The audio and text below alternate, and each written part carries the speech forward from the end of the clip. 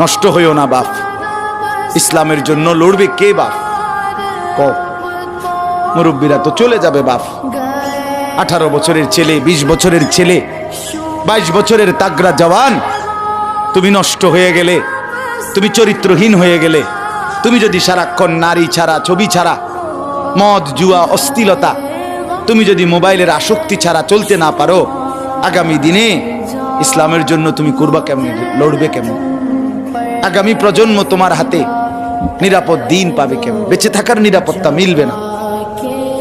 বেঁচে থাকার 53 বছর বাংলাদেশের বয়স, 53 বছরের সমাজে বেনামাজির সংখ্যা যদি এত বেশি হয়, 53 বছরের ভিতরে মোবাইলে আসক্ত যুবকের সংখ্যা যদি এত বেশি হয়, 53 বছরের ভিতরে বেপর্দা নারীর পরিমাণ যদি এত বেশি হয়, এত মসজিদ মাদ্রাসা চারদিকে থাকার পরেও যদি এই মসজিদ মাদ্রাসা ষড়যন্ত্রের কারণে কমে যায়,